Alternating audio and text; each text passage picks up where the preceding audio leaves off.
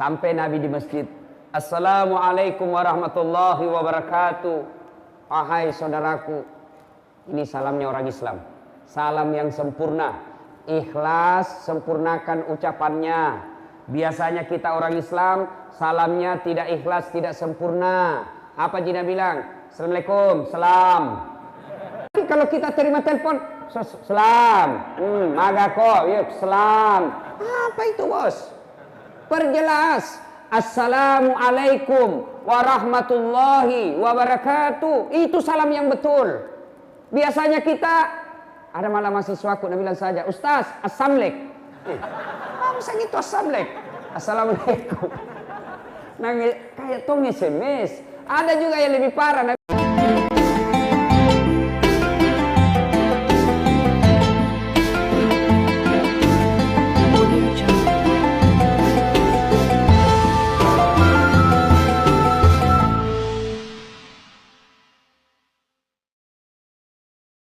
A'udzu billahi minasyaitonir rajim. Bismillahirrahmanirrahim. Ya ayyuhalladzina amanu taqullaha haqqa tuqatih wa la tamutunna illa wa antum muslimun. Wahai orang-orang yang beriman, bertakwalah kalian kepada Allah dengan sebenar-benarnya takwa, dan janganlah kamu mati kecuali dalam keadaan beragama Islam. Ayat ini tiap Jumat dibacakan khatib.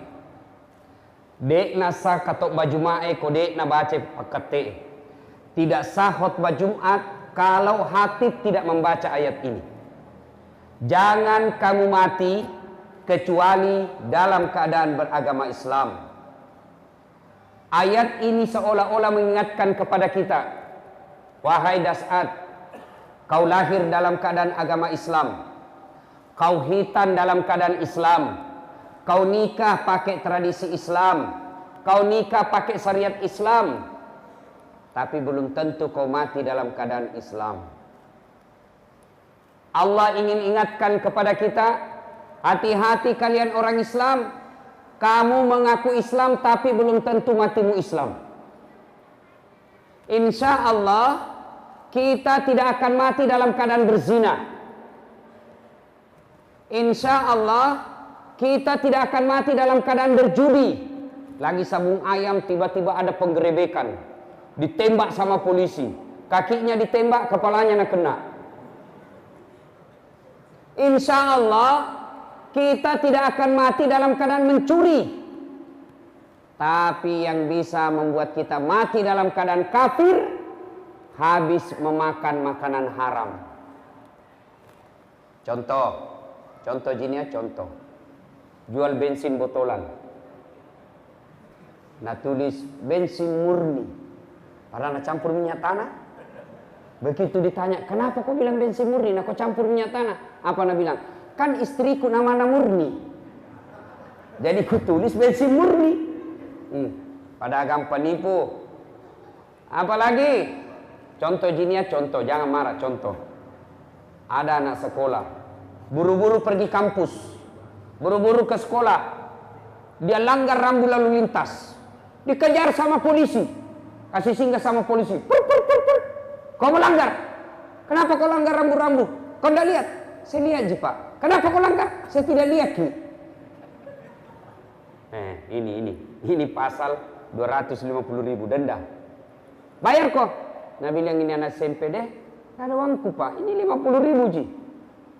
Coba buka dompetmu, 50 ji pak. Sini 40, ambil mako 10.000. Pacet om, polisi ambil anak sekolah. Masa ada begitu toh? Biasa ada begitu. Sudah, dia pergi makan coto. Makan coto lah dari uang itu tadi yang rahasia di jalan. Pas keluar makan coto, disambar, kena sempoyongan. Kenapa? Dia makan coto 248. 2 mangkok coto 48 ketupat. Kenapa? Ketupat gratis.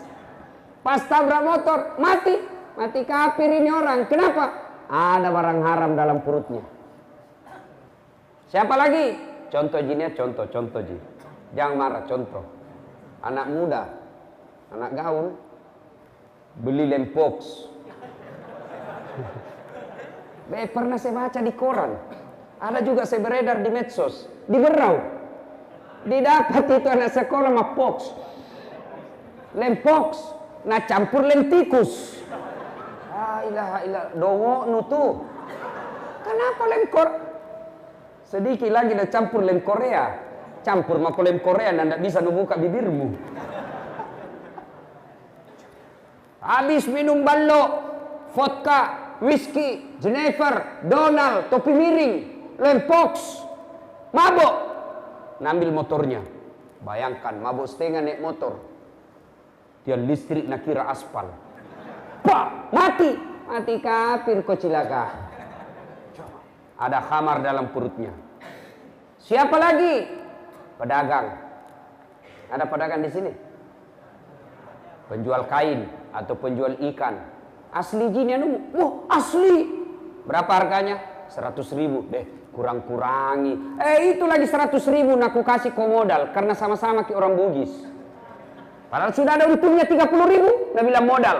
Begitu dia bilang modal pada sudah ada untung, 30.000-nya atar riba, menipu pembeli. Haram. Maka hati-hati kita yang suka makan barang haram. Itulah sebabnya Allah selalu ingatkan kita, wala tamutunna, dan jangan kamu mati illa kecuali wa antum muslimun, dalam keadaan beragama Islam. Wa qala idzan, Allah kemudian berfirman, bismillahirrahmanirrahim, ya ayyuhalladzina amanu dukhulu fis silmi kaffatan wa la tattabi'u khutuwatis syaitan innahu lakum adu mubin. Wahai orang-orang yang beriman, masuklah engkau ke dalam Islam secara sempurna. Jangan Islam pencitraan, jangan Islam karena mau pilih caleg. Hati-hati, banyak sekarang caleg penampilan langsung kala-kala ustaz. Songkoknya rapi, pakai gamis, pakai serban, pegang tasbih, pasang foto, kalah penampilan ustaz. Begitu disuruh mengaji tidak nak tahu. Ini Islam pencitraan. Kata Allah, jangan kau Islam seperti itu. Wala tattabi'u khutuwatis syaitan, dan janganlah engkau ikuti langkah-langkah setan, karena sesungguhnya setan itu musuh yang nyata bagi kalian. Ibu bapak, saya tanya ibu-ibu, ini dia yang di belakang ibu-ibu, kira-kira di masjid ini ada setan apa enggak nih? Ada setan apa tidak ibu? Bapak-bapak, ada setan? Ada. Setannya bukan pocong, bukan uka-uka, bukan popo, bukan parakan. Tapi apa setan yang ada di tengah-tengah kita? Bentuknya handphone. Apa ibu? Apa? Handphone. Oh, Ustaz sudah menceramah masih Bang Gesi. Setan itu HP-mu bos. Simpan dulu tuh HP, simpan dulu. Kita dengar ceramah dulu. Simpan dulu. Selama kau pegang dan kau lihat terus, tiba-tiba masuk WhatsApp, balas lagi. Tidak dengar ceramah. Ada lebih parah, saya lagi ceramah, tiba-tiba ada ibu-ibu balik ke belakang. Kenapa ibu nak balik ke ini? Ambil HP-nya, selfie. Baru nak tulis latar belakang das atlatif. Saya nak jadikan background. Ibu-ibu kajili-jili. Simpan dulu HP tadi, kita dengar ceramah dulu dik, kita dengar ceramah dulu. Nah ini ada Tommy itu yang pura-pura mesoting. Padahal hatinya lihat kowe HP baru. Bapak saudara-saudara sekalian ya. Wa qala idzan, Allah kemudian berfirman, bismillahirrahmanirrahim. Innallaha wa malaikatahu yusalluna 'alan nabi. Ya ayyuhalladzina amanu sallu 'alaihi wa sallimu taslima. Sesungguhnya Allah dan para malaikatnya bersalawat kepada Rasulullah Muhammad sallallahu alaihi wasallam, maka wahai orang-orang yang beriman, bersalawatlah kalian kepada Rasulullah dengan sebaik-baik salawat. Sadaqallahul azim, maha benar Allah dengan segala firman-Nya. Sallallahu ala Muhammad sallallahu alaihi wasallam. Sallallahu ala Muhammad sallallahu alaihi wasallam. Saya biasa kalau salawat kayak begini di Sulawesi jamaah semua ikut. Di sini nak lihat-lihat kak. Asal ngikapa wakilongan ini. Ayo Sallallahu alaihi wasallam. Sallallahu ala Muhammad. Sallallahu alaihi wasallam. Kan jangan malas salawat. Kita biasa salawat. Salam. Salam. Pada cengi capo. Sallallahu ala Muhammad. Wasallam. Sallallahu ala Muhammad. Sallallahu alaihi wasallam. Ibu bapak, saudara-saudara sekalian yang insya Allah dimuliakan dan dirahmati oleh Allah Subhanahu wa taala. Suatu ketika di Madinah sangat panas. Begitu panasnya, tidak ada orang yang keluar dari rumahnya. Cokong asing nih, sembunyi semua di rumah. Kenapa? Takut dengan sengatan matahari. Dalam keadaan panas itu, tiba-tiba keluar rumah seorang manusia, berlari-lari kecil, lari dia. Kenapa? Takut kena matahari. Menuju ke masjid. Siapa dia? Tak lain adalah Abu Bakar Siddiq.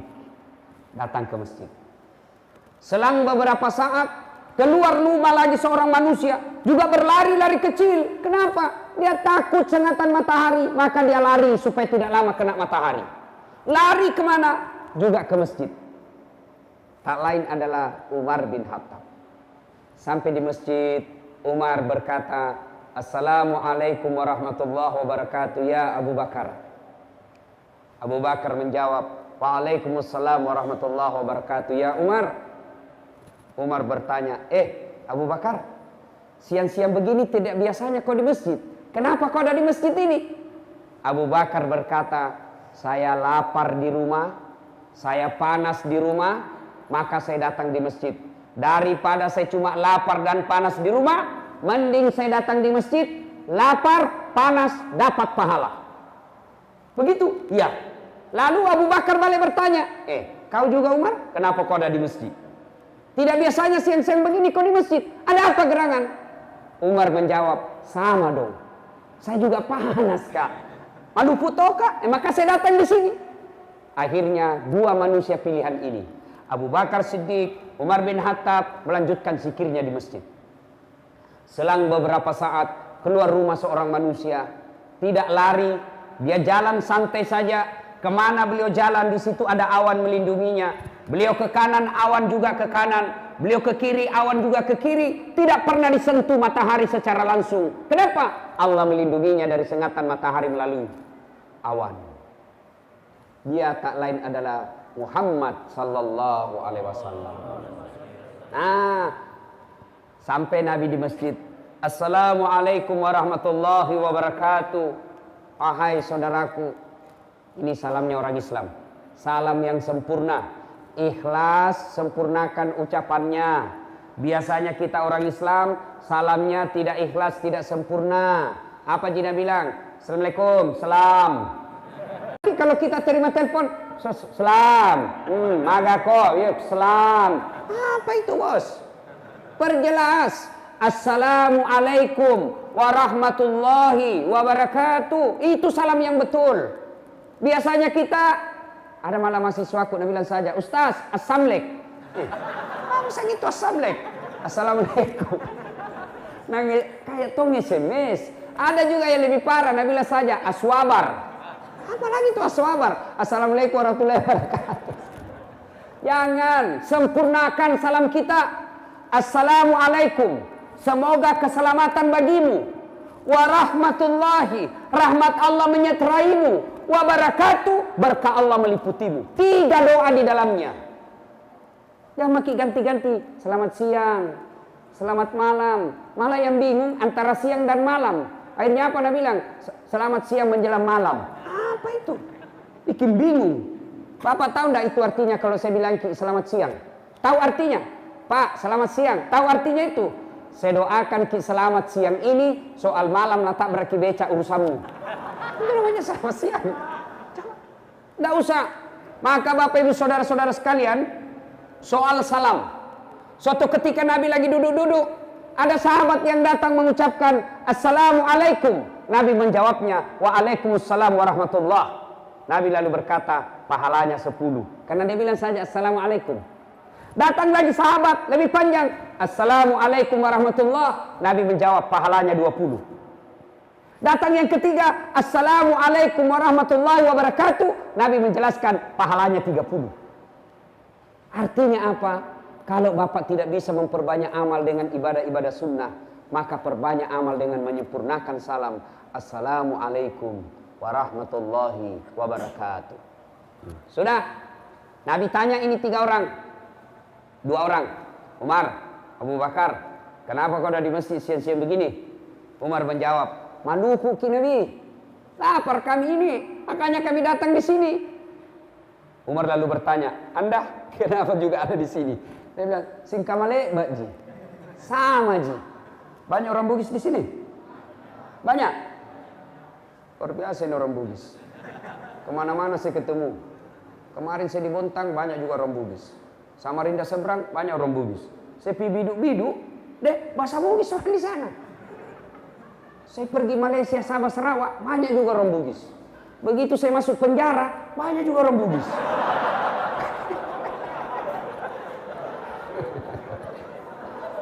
Bapak saudara-saudara sekalian. Nah sudah.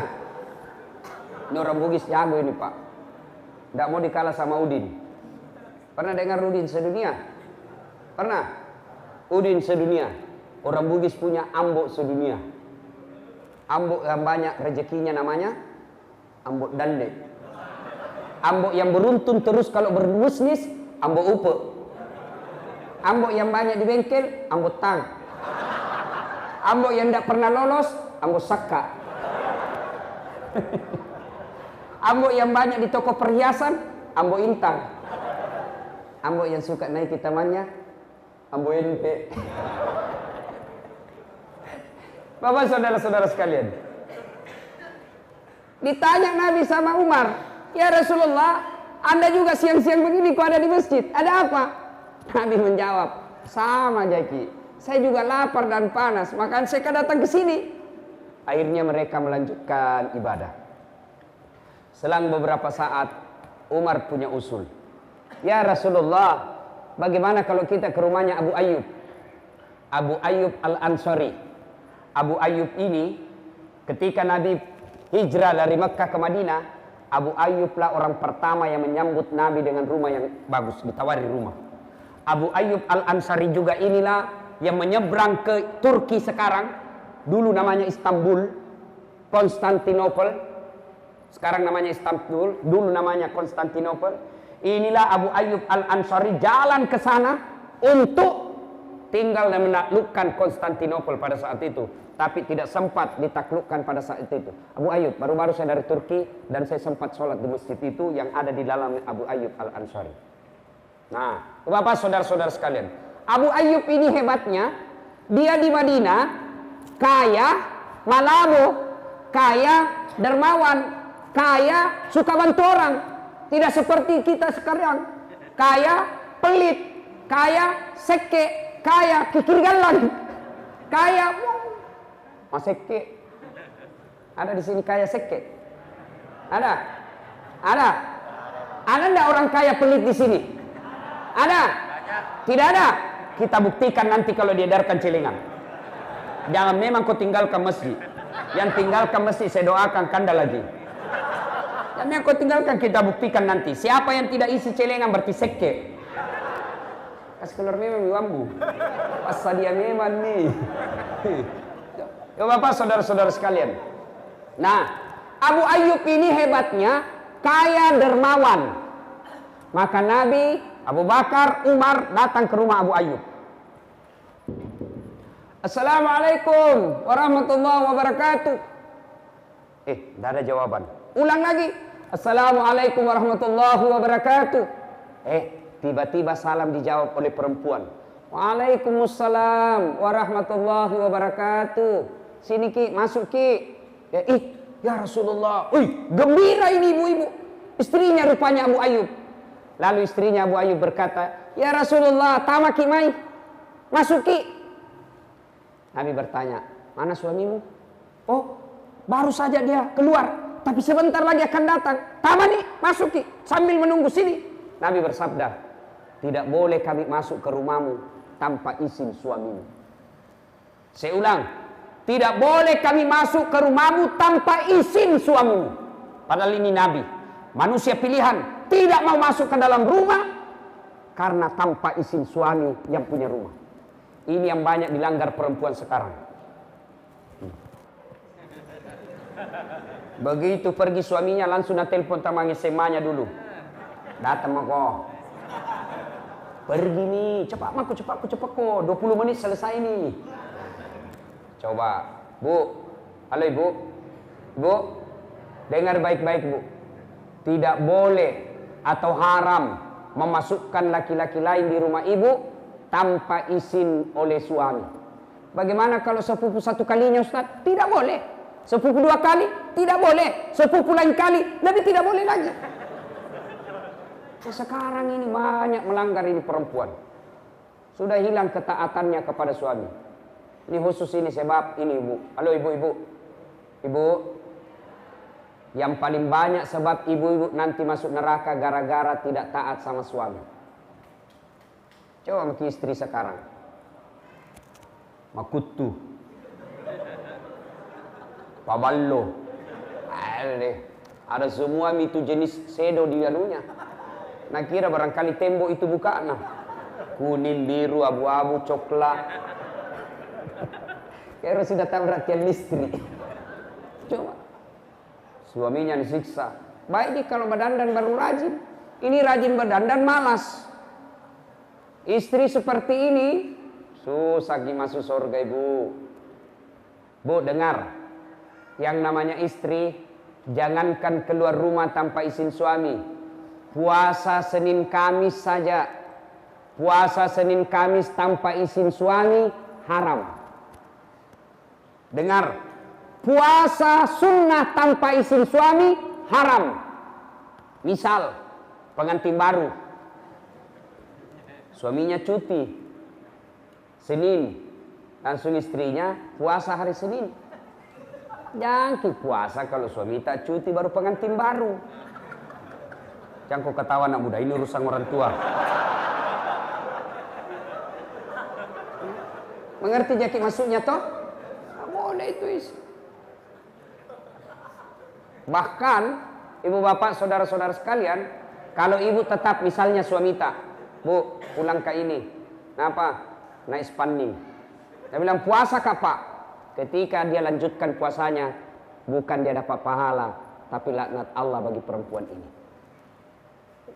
Makanya Ibu, tidak boleh itu kita tidak taat. Bagaimana kalau suamiku pabotor Ustaz?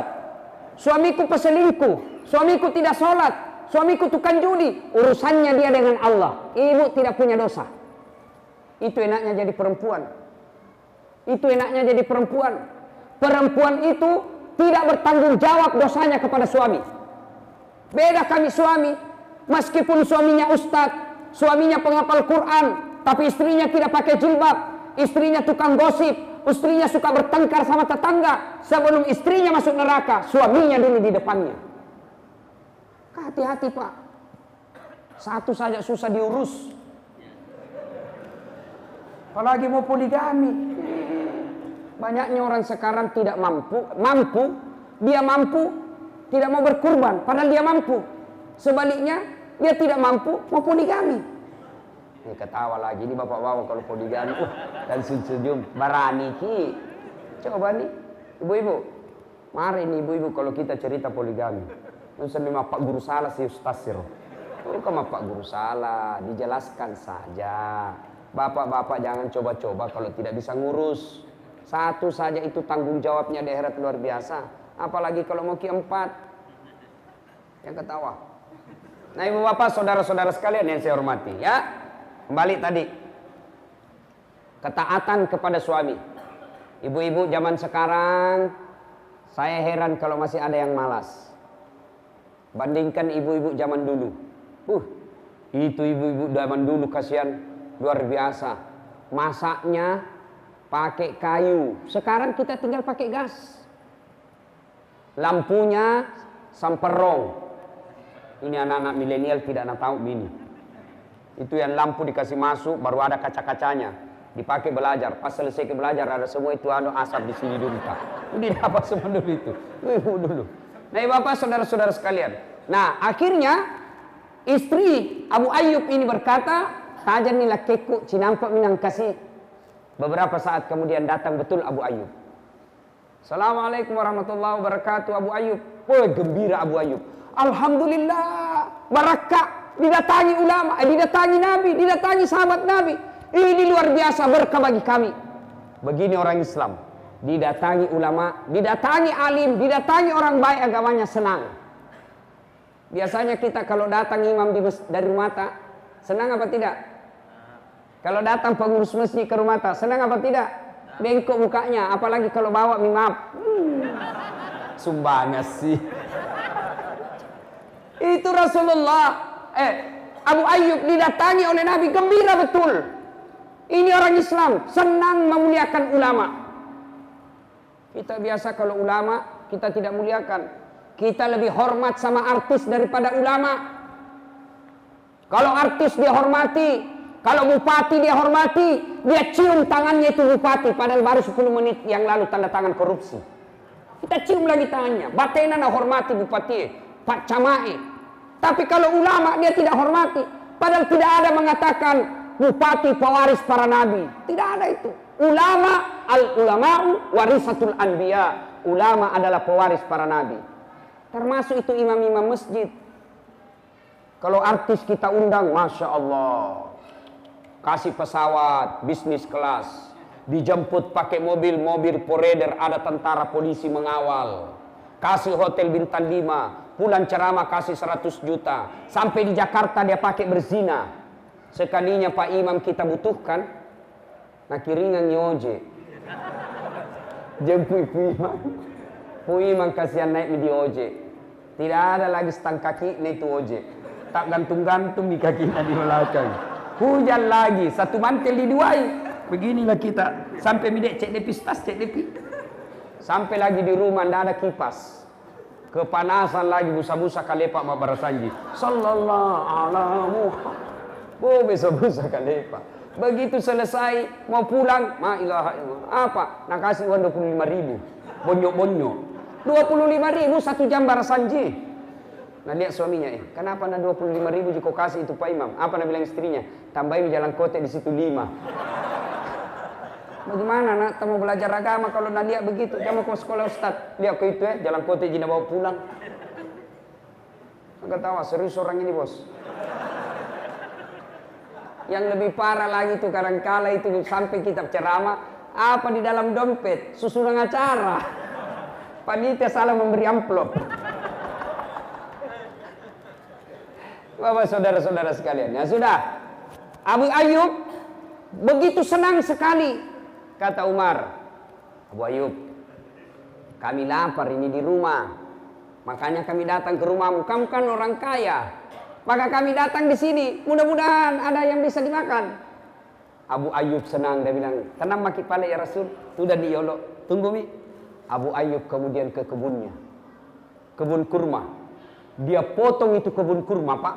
Nah bawa sama pohonnya. Bawa sama pohonnya. Ditegur sama Nabi. Abu Ayyub. Nah buahnya mau dimakan. Kenapa kau bawa satu pohon? Dia bilang, saya bawakan ke satu pohon supaya kita pilih mana yang kita suka. Ini ada mi semua. Ada yang muda, ada yang masa, ada yang mengkal. Tapi lebawan nih, kayak kata puji. Subhanallah. Tidak cukup sampai di situ. Abu Ayyub mengambil kambingnya yang paling bagus, lalu dia potong. Kambing yang paling bagus. Jadi kalau mau bersedekah yang paling bagus kita kasih orang Pak. Biasanya kalau ibu-ibu yang jelek, mau basi nak kiringan Ustaz. Nah, ada kue itu di kulkas, daripada basi bawakan itu ke imam. Oh basi baru diingat ke imam kasih. Sekali-kali bikinkan kue kasih itu ke imam. Pu kate, pu bilala, Pak Ustadz, guru ngaji, hatib, bawakan kue yang paling baik. Itu yang membuka rezeki kita. Nah sudah, tidak cukup sampai situ dia sembelih kambingnya Abu Ayyub. Sebagian dagingnya disate, dibakar. Sebagian dagingnya lagi dikarik, lalu beliau makan itu daging, dikasihnya pula roti, dikasihnya pula kurma. Nabi makan. Ketika Nabi makan, tiba-tiba Nabi bersabda, Abu Ayyub, tolong kasih kak dulu piring. Untuk apa? Bawakan kasihan anakku Fatimah. Sudah lama kasihan tidak makan enak itu anakku. Bawakan sebagian ke rumah. Masya Allah. Ini suami yang baik. Makan enak di luar, tidak lupa anak dan istri. Bisa kayak begitu Pak? Biasanya kita pura-pura lapar kalau sampai di rumah. Suruh makan sama istrinya. Oh, kenyang jak sedikit ini sayang. Kenapa? Nah traktir kak tadi temanku makan. Padahal dia traktir temannya. Makan suami yang baik, makan enak, dia tetap ingat anak istrinya di rumah. Itu Abu Ayyub, Rasulullah. Sudah, Nabi makan. Begitu Nabi makan, diambil daging, diambil roti, diambil kurma, lalu diangkat. Ya kira-kira seperti ini. Nabi angkat seperti ini. Nabi lalu bersabda, saudara-saudara sekalian, tadi kita keluar rumah dalam keadaan lapar. Tadi kita keluar rumah dalam keadaan perut kosong. Tapi Alhamdulillah, segala puji bagi Allah, kenyang maki semua. Mana nih watata? Ada semua misinya perut tak? Kata Nabi. Nabi mengulangi sampai berkali-kali. Tapi ingat, tidak setetes pun, tidak sesuap pun, tidak sekunyah pun yang masuk di leher tak, yang lewat di leher ini bebas dari tanggung jawab kita di akhirat kelak. Semua yang masuk ini nanti dimintai tanggung jawabnya di hadapan Allah Subhanahu wa taala. Kejadian inilah kemudian turun firman Allah. Bismillahirrahmanirrahim. Al-yauma nahtimu ala afwahihim wa tukallimuna aydihim wa tashhadu arjuluhum bima kanu yaksibun. Sadaqallahul azim. Di akhirat kelak, pada hari akhirat kelak, tangan mereka, kaki mereka, kulit-kulit mereka menjadi saksi atas betapa atas nikmat yang Allah berikan kepada mereka. Nah, ibu bapak, saudara-saudara sekalian yang saya hormati, apa hikmah dari kisah ini? Apa pelajaran yang bisa diambil dari kisah ini? Pertama, ternyata dalam rumah tangga tidak ada satupun yang tidak ada masalahnya. Nabi manusia pilihan, doanya pasti dikabulkan Allah. Doa apapun beliau minta pasti dikasih Allah. Tapi ternyata dalam rumah tangga beliau pun sering mengalami kelaparan. Nabi itu lapar juga, apalagi kita. Dalam rumah tangga pasti ada masalah. Contoh, sebelum menikah, setelah menikah, apa masalah kita? Mau punya rumah. Sudah punya rumah, selesai masalahnya? Belum. Bayar cicilannya. Tuh. Sudah lunas, selesai masalahnya? Tidak. Jelek lagi dilihat rumah tak, mau lagi diganti. Dalam rumah tangga tidak ada orang yang tidak ada masalahnya. Contoh lagi, istri, Pak, istri cantik, kita kira bukan masalah. Istri cantik, nagoda orang Pak, masalah. Berarti bagus kalau jelek istri Ustaz. Jelek istri, nahina orang, masalah. Kita lagi yang malu jalan sama dia, dulu sama kok, Pak Masiriki, majai tapala. Istri cantik masalah, istri jelek masalah, berarti bagus kalau tidak ada istri. Lebih masalah lagi. Iya toh? Ada istri masalah, tidak ada istri masalah, tidak ada orang tidak ada masalahnya. Ya. Nah, bedanya Nabi ketika ada masalahnya, beliau datang ke masjid. Coba Umar, Abu Bakar lapar di rumahnya, kepanasan di rumahnya, kemana? Datang ke masjid. Berarti kalau ada masalah dalam rumah tangga, datang ke masjid mengadu kepada Allah. Tapi kita ada masalah ke masjid, bukan. Ada masalah doa, bukan. Ada masalah sholat, bukan. Ada masalah apa? Ambil handphone, update status, langsung update. Nah, jelekkan suaminya. Tak kusangka kau begitu. Begitu romantis waktu kau pacari kak. Setelah ada anakmu kasarmu minta ampun. Nah, itu begitu kita sekarang. Ditelepon-telepon suaminya tidak ada jawaban. Telepon 2 hari tidak ada jawaban, langsung update status. Di mana di kau? Update status lagi, kesepian banget. Langsung dia bilang, kawannya, ngeliat statusnya, boleh juga tuh diganti. Coba, tidak ada itu kita berdoa di status. Kita ada masalah selalu berdoa, tapi di mana status? Pergi suaminya cari nafkah, update status lagi. Semoga Allah melindungi suamiku. Siapa ajar ki berdoa di status? Sibuk nih tuh Tuhan mau baca status tak?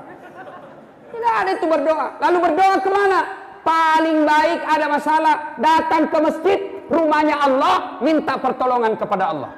Di masjid adalah tempat paling mustajab kita berdoa. Datang lagi ke masjid. Dan itu masjid terbuka 24 jam. Tidak tahu kalau ini. Ada juga itu masjid dia kunci. Kenapa? Karena banyak pencuri. Biar celengan masjid nak curi juga. Lah cilaka. Labu apa kau tuh? Bapak saudara-saudara sekalian. Hikmah pertama, tidak ada orang yang tidak ada masalahnya. Dan ketika ada masalah, datang ke masjid. Alhamdulillah ini masjid Pak selalu ramai. Alhamdulillah. Apalagi kalau subuh. Penuh ini masjid Pak. Sampai di luar. Tidak ada di dalam.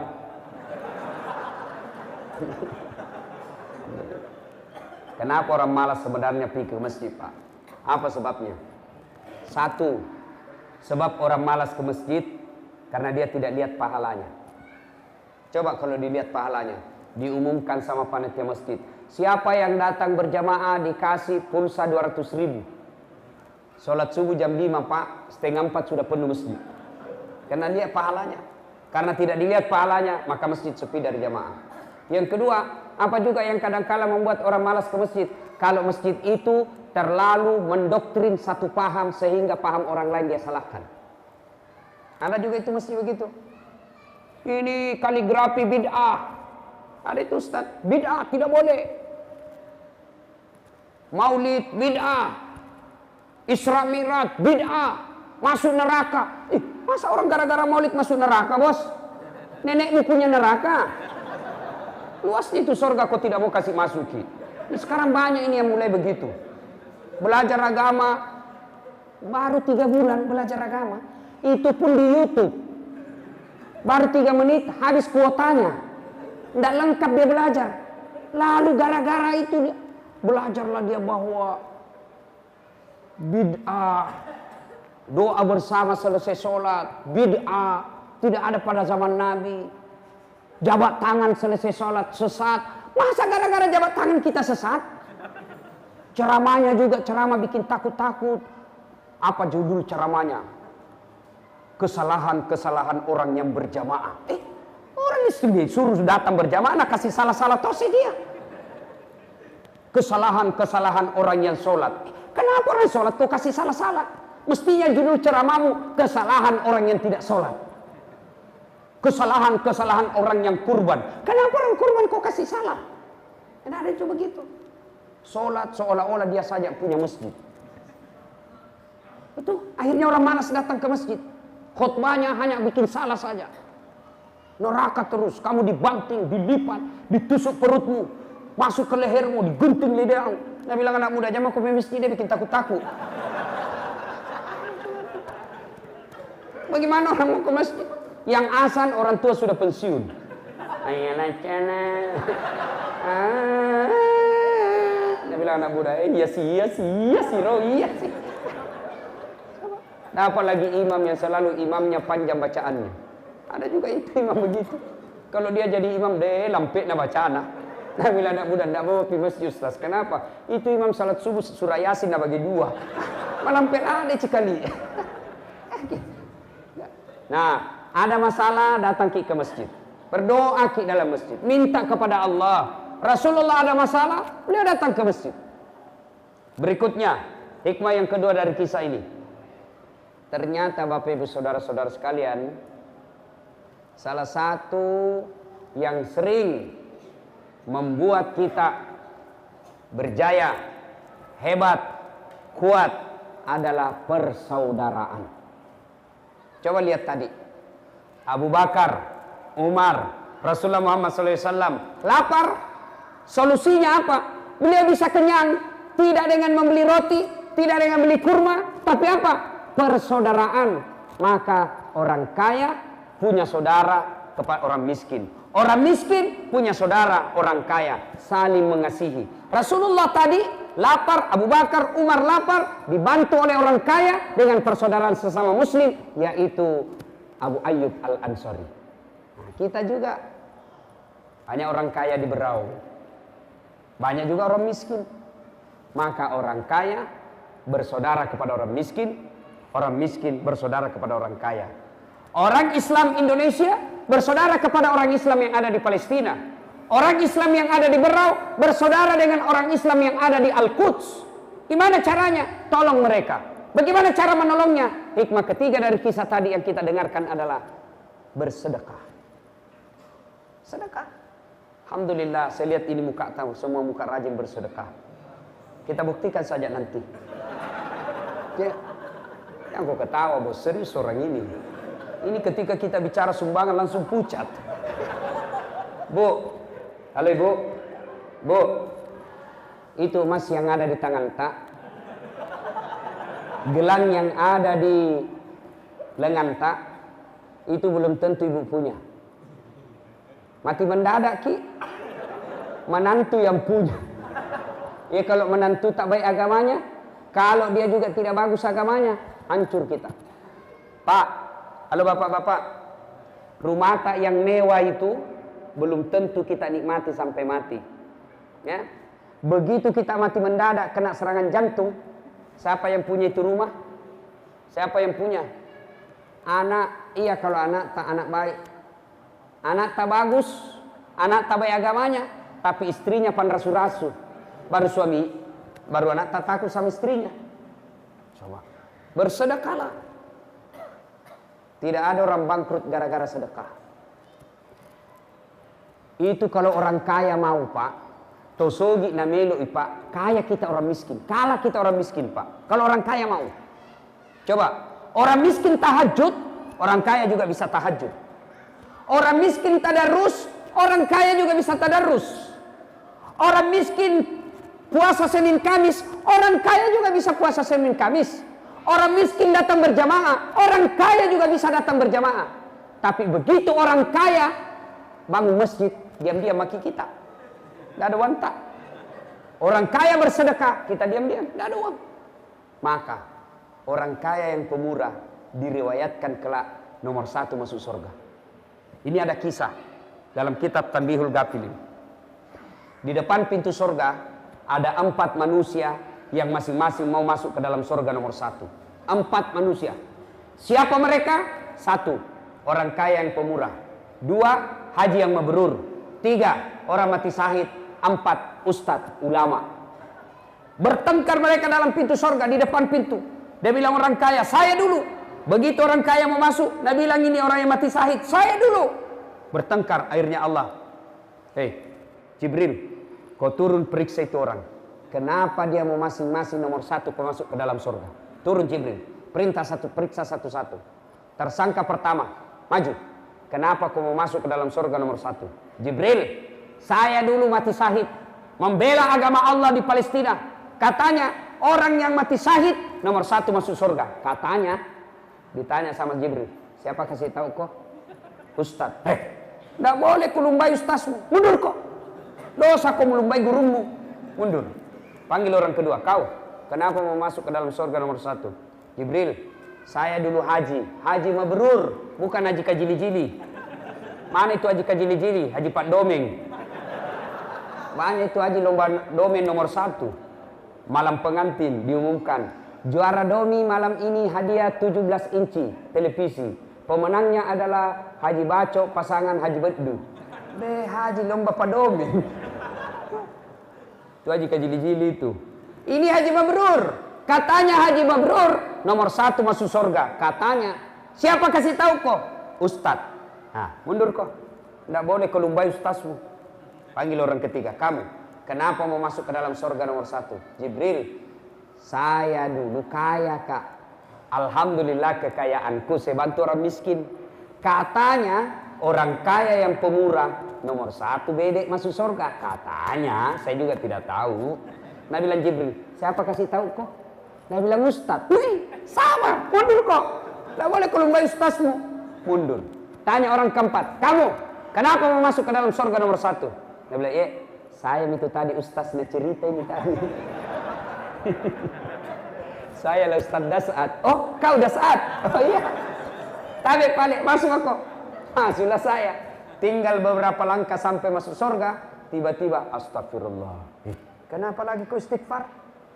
Jibril, betul saya dakwai mereka. Betul saya nasihati mereka. Betul saya kasih tahu mereka. Tapi saya jadi ustadz karena ada orang kaya kasih saya uang beli buku. Saya jadi ustadz karena ada orang kaya bangun masjid tempat saya dakwah. Saya jadi ustadz karena ada orang kaya bangun sekolah tempat saya nuntut ilmu. Saya jadi ustadz karena jasa-jasanya ini orang kaya. Saya malu dahulu ini orang kaya. Biarlah orang kaya yang pemurah dulu masuk ke dalam surga. Akhirnya disepakati di akhirat, orang kaya yang pemurah nomor 1 masuk ke dalam surga. Orang kaya yang pemurah. Orang kaya yang seke kikir galap paku jambatan. Nomor 1 tonja kau masuk ke mana? Ke neraka. Pilih maki. Mana ciri-cirinya orang pelit? Orang pelit. Nah, ciri-ciri sudah sitinaja, sudah sepantasnya, sudah sewajarnya berkurban, masih tidak mau. Mana buktinya orang mampu tapi dia tidak mau berkurban? Mana buktinya? Mana mereka? Siapa mereka? Bapak-bapak yang punya handphone harga 2 juta. Pulsanya tiap bulan 100.000. Lalu tidak berkurban, bapak dipertanyakan keislamannya. Handphone saja 2 juta. Kambing di sini berapa? Berapa satu kambing di sini? 3 juta. Coba. Handphone saja bapak beli 2 juta. Pulsa tiap bulan 100.000. Berarti berapa kita bapak punya? Lalu beli kambing tidak mampu. Siapa lagi mereka ini yang dikhawatirkan berperkara di akhirat nanti? Perokok. Ada perokok di sini? Ada?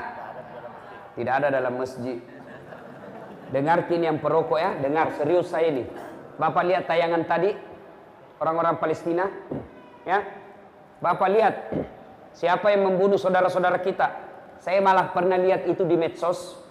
Anak-anak di baris usia belasan tahun, kira-kira usia 8 tahun, 9 tahun, 11 tahun. Diikat di tiang-tiang seperti ini. Diikat tangannya, lalu datang tentara Israel, dia gerek semua lehernya. Itu bukan rekayasa karena ada videonya. Siapa yang lakukan? Orang Yahudi kepada orang Islam. Bapak tahu, orang Islam yang ada sekarang di Al-Quds, yang ada di situ tinggal 100.000 orang. 100.000 orang saja lagi. Semua sudah keluar, tidak tahan disiksa.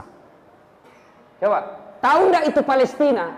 Orang Yahudi dulu datang ke Palestina, ibaratnya kalau tinggal di Tanjung Redap ini, Tanjung Redap, ya, cocok di Tanjung Redap namanya ini kota. Nah, dia tadinya hanya tinggal di pesisir sungai, sedikit saja, kira-kira hanya 10 kilo persegi dia miliki. Lambat laun menjadi 50 kilo, menjadi 100 kilo. Akhirnya apa? Lebih banyak sekarang wilayahnya orang Yahudi daripada orang Islam. Dan apa hubungannya sama rokok? Bapak tahu yang punya rokok?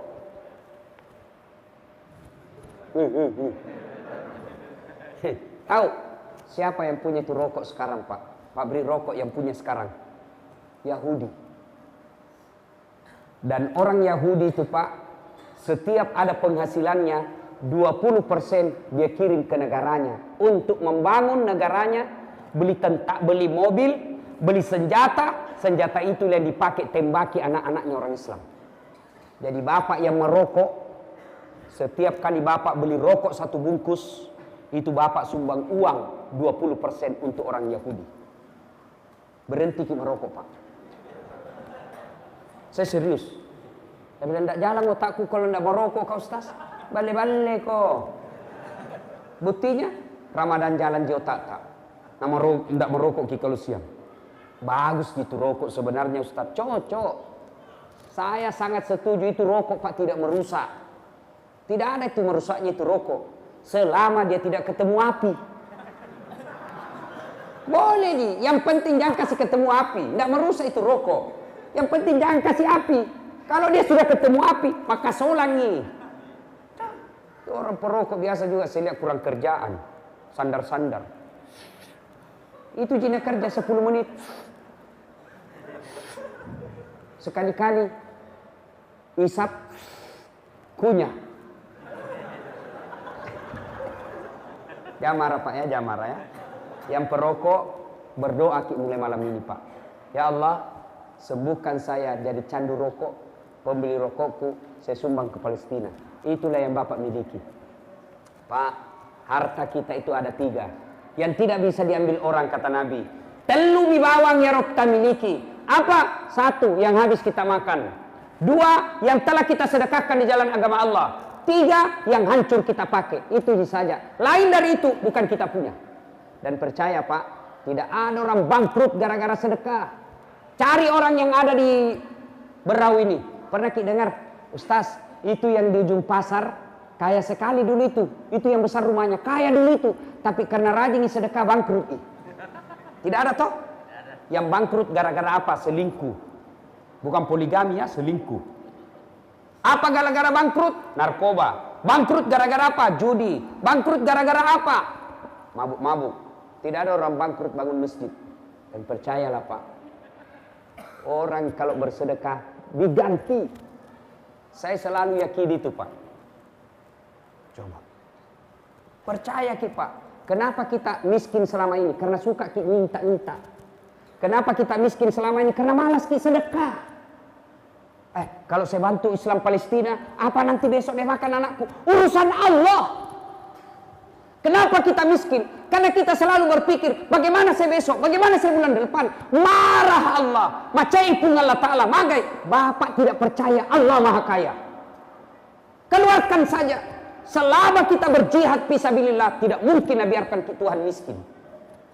Tidak mungkin. Kenapa kita miskin? Karena selalu kita berpikir, saya miskin, saya miskin, saya miskin. Nah kasih miskin ke Tuhan. Kenapa? Allah memang berfirman, Ana inda sanni abdi bi. Saya tergantung sangkanya hambaku. Kalau dia sangka kaya, kaya kok. Kalau dia sangka miskin, miskin kok.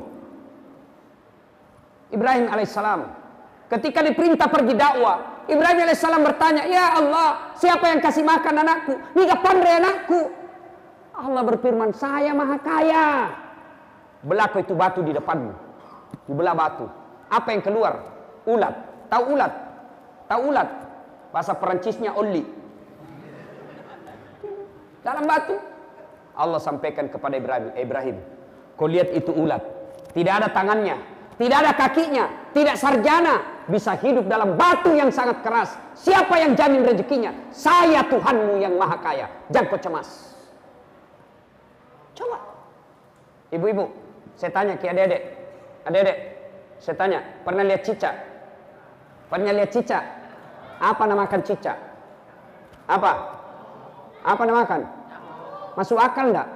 Cicak enggak bisa terbang. Makan nyamuk yang bisa terbang. Bagaimana akalnya itu? Enggak masuk akal toh? Iya. Bagaimana caranya? Enggak masuk akal. Satu terbang, satu di dinding. Masih ingat lagu waktu kecil?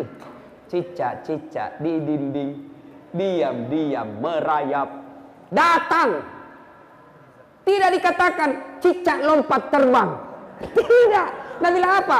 Cicak-cicak di dinding, diam-diam merayap. Datang. Datang itu nyamuk yang datang yang masuk ke mulutku. Coba. Allah yang perintah itu nyamuk masuk ke mulutnya cicak. Coba. Kenapa kita miskin Pak? Karena kita tidak mau bersedekah. Maka malam ini kalau Bapak mau kaya, sedekah Pak. Kalau ada uang tak jangan kasih pulang. Saya serius, jangan ketawa. Serius ini Pak, pasui Pak. Percaya ke Allah pasti ganti. Saya sering sekali lakukan itu. Contoh lagi, sebelumnya itu yang saya cerita tadi. Selesai lebaran, hari keempat selesai lebaran. Saya pergi kantor. Tiba-tiba di depan kantor ada penjual ikan. Penjual ikan ini biasanya kan pakai motor nih sekarang, pakai sepeda paling tidak. Ini jalan kaki, gerobak. Ikan yang dia jual, busuk. Saya bilang, siapa mau beli ini? Saya panggil lah, dayang, sayang kaki. Singgahlah dia. Siapa kate? Berapa harganya? Si bilangan nak. 100.000. Bungkus Ki. Sudah ada bungkus. Ku kasih uang 100.000. Makasih mak. tiap maki, jangan maki kasih ke ikan, bawa maki pulang kita makan sama keluarga tak. Sudah, nak cium lah itu uang, nak cium itu uang 100.000 sambil berdoa, ya Allah mudahkan rezekinya, puang, ya kasih panjang umurnya, murahkan rezekinya, pergilah. Itu kira-kira jam 8 pagi. Jam 1 siang saya pergi ceramah di Hotel Clarion, acaranya Pak Menteri Pertanian, Pak Amran Sulaiman. Sampai ceramah halal bihalal, tidak ada Pak Menteri. Saya WhatsApp, Pak Menteri, tidak ada Ki di sini. Saya mau ketemu ini. Sakit kau Ustaz. Ketemu Ki di rumah nanti Ustaz. Selesai acara langsung Ki ke rumah. Baik Pak Menteri, saya siap ke sana. Selesai acara saya ke rumah beliau. Sampai di rumah beliau cerita-cerita. Mau maghrib, saya bilang tabik Pak Menteri. Mau miasan, saya mau pulang dulu. Saya bilang Pak Menteri, tunggu dulu Ustaz. Buru-buru Kak Pak Menteri. Tunggu dulu 2 menit saja. Dalam hatiku amam nih. Amam ini. Amal lagi. Masuklah dia di kamar. Masuk di kamar, keluar bawa bungkusan. Berapa yang saya kasih tadi tukang ikan? Berapa? 100.000. Begitu Pak Menteri keluar, bungkusan. Langsung nak kasih. Tapi Ustaz, ini tadi honornya yang ceramah di hotel. Sudah ada honornya nak kasih ke panitia. Pada dalam hatiku cepat maki. Sudah sampai. Begitu saya naik mobil, buka. Berapa isinya? 25 juta. 100.000 saya kasih keluar, Allah ganti 25 juta.